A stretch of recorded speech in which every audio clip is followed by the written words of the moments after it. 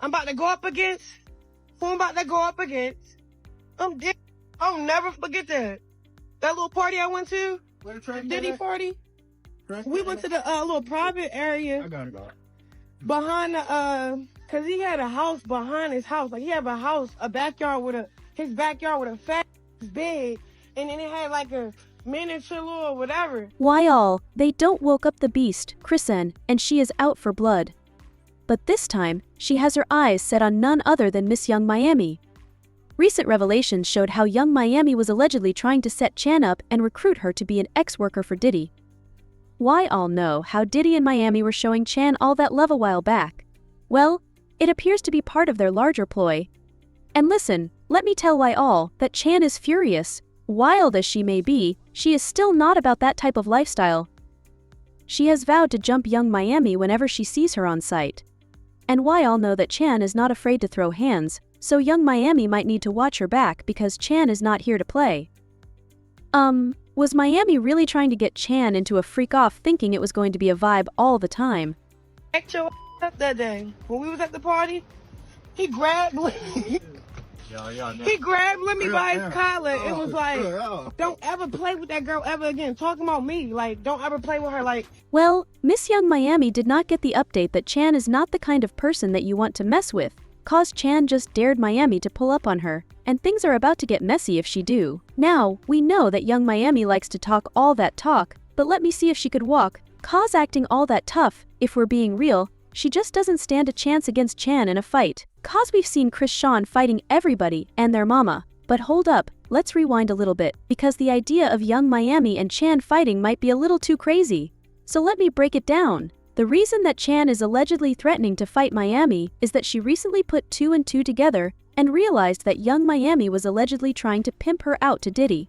Now, one thing about Chrisean is that she has been through a whole lot in this industry, between getting into fights with her baby daddy Blueface, giving birth on Instagram Live, and a whole lot of other shenanigans that I can't even start to get into, cause Chan has done it all. One thing about her is that she has a lot of fans, and in return, that gets her into a lot of rooms in the industry. I mean, we've seen Chan roll with a lot of celebrities like Drake, Tamar and Toni Braxton, Lil Baby, and now even Diddy. Now, between Chrisean and Blueface acting out, most of these meetings often go wrong. But hey, at least other celebs want to hang out with her. But that's why it wasn't so surprising that we saw her at Diddy's parties last year. There's this interaction between her and Diddy that seemed kind of weird because it was like he was trying to kiss her, and she looked super uncomfortable with it. However, she clearly had a blast at the event cause she and Yung Miami were dancing all over each other. But then again, Chrisean is known for her wild party lifestyle, so it wasn't all that surprising that she was at the party turning up, especially because Diddy was known to throw some of the biggest and wildest parties in Hollywood.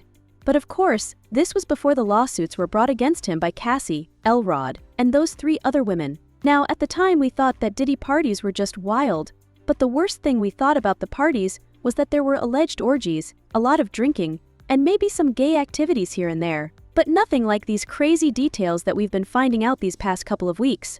But these lawsuits, for a quick recap, Cassie exposed Diddy for hosting freak-off parties where he would force her to hire male ex-workers and then be intimate with these ex-workers while he watched and got off on it.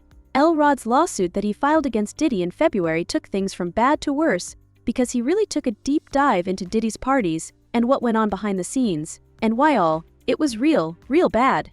He talked about Diddy's parties, claiming that the parties were filled with young girls who were below the legal age of consent, if you know what I mean. And he also claimed that Diddy allegedly drugged and assaulted women at these parties, claiming that Miami allegedly helped her cousin assault him as well. He wrote Mr. Coles was intoxicated and offered cocaine to Mr. Jones. Mr. Jones rejected him and proceeded to walk to the restroom. While using the restroom, Yung Miami's cousin burst into the bathroom and began groping Mr. Jones. Mr. Jones believes that Mr. Combs sent her in there to assault Mr. Jones. As she entered the bathroom, she dropped to her knees and began performing oral acts while Mr. Jones's exposed privates. Mr. Jones pushed her away and exited the bathroom. It continued. Yung Miami's cousin did not accept Mr. Jones's rejection as she proceeded to follow Mr. Jones out of the bathroom. She started undressing and attempted to straddle him and have intercourse with him in the presence of Mr. Combs and his staff. Now, of course, Yung Miami was also present at this party, and according to Elrod, she did nothing and said nothing. Instead, she watched while her cousin tried to assault another person and did nothing about it. That's not all. Why all? Because Elrod also found more documents where he really went in on Yung Miami, exposing her for various things like how she allegedly has a drug habit and does nose candy with Diddy.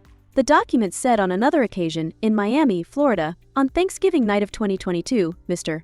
Coles asked Mr. Jones and DeForest Taylor to enter the studio bathroom. He asked them for a $100 bill because he wanted them to do coke with him. Mr. Jones was scared, but luckily he didn't have a $100 bill, so Mr. Coles waited a little later to do coke with Yung Miami. He also accused Yung Miami of allegedly helping Diddy to transport drugs, as well as bringing drugs to Diddy whenever he needed it, no matter where he was. According to the court documents, plaintiff and the Combs Rico Enterprise were rehearsing for something in the Water Festival in Virginia. The court filing reads Plaintiff Jones personally witnessed Mr. Combs do a few lines of coke in his dressing room. Defendant Sean Combs wanted to, but DeForest forgot it. So defendant Christina Quorum called Yung Miami, who then brought it on the private jet for Miami. Elrod didn't stop there because he then accused Yung Miami of being Diddy's ex-worker and getting a payment from him in exchange for her services, if you catch my drift. The document said Yung Miami, Jade, and Daphne Joy were paid a monthly fee to work as Mr. Combs' ex-workers and receive payment via wire transfer from Robin Greenhill, which outlined defendant's ongoing criminal operation. Well, as it turns out, not only was she allegedly working as his ex-worker, but she was also allegedly working as some sort of recruiter, allegedly pimping out other women to him. Now, this part wasn't all that shocking because people have had their suspicions ever since they dragged Gina, Diddy's other side piece, and threatened her with the freak off. She said, "If I wanted you to eat my pee, Diddy would have had you on your knees." You a eater, Gina. You've been down bad ever since I came into the picture. You've been crying for a baby for 10 years. You've been around as a bee that eats P.D. when he feels like it. You a eater. You the same bee that was crying on Tasha K 'cause you wanted a baby. Poor Sushi. So the thought of her working as a recruiter wasn't that crazy. But what was really crazy is that there are now reports that allegedly Chrisean was one of the women she tried to recruit. Blueface's mama, Caresha, was the first to make this claim. They was trying to recruit Chrisean. That's what Diddy and what the girl Caresha was trying to recruit Rock. Remember that when they was heavily trying to get Rock to hang out with them? I think they was trying to recruit her. She got a lot going on. We're gonna talk about it on this podcast, and we're gonna get to the nitty gritty of all the gritty of the nitty, because it's necessary. I think them was trying to recruit her. Cause remember they just had her pulling up to everything. She about you left her. Yeah, remember? See what I'm saying? We don't. This podcast gonna be, cause y'all know the mama know everything and everybody business. So we gonna find out on this podcast. We ain't gonna talk no shit about nobody. We ain't gonna mock nobody, but we definitely gonna explore the possibilities that was going on. Cause they kept calling her. Remember, pull up to the birthday party. Come over here and dance on Caresha. Remember that? I feel like they was trying to recruit that. Now, at first we thought that Caresha was just chasing clout again as usual, but fans started to put 2 and 2 together, and the math was kind of mathing. I don't know if I all remember this, but there was a time when Diddy was acting all nice to Cran, inviting her to his events and being all buddy-buddy with her. Diddy showed her so much love that, according to Cran herself, it made Blueface so jealous that he threw her out of his house. She tweeted, "Let me name a list of artists and important people you got mad at me for them showing interest or love. My fans already got the receipts. Drake, cause he followed me. Diddy, cause at his party, he gave me my flowers and my stuff was thrown outside, but that's not all. Because there's also this video where Chan was talking about how she had issues with Lamel Plummer, who is the producer of Bad as well as the CEO of Zeus Network. She claimed that he didn't want to pay her what she deserved. When Diddy heard about it during one of his parties, he threatened,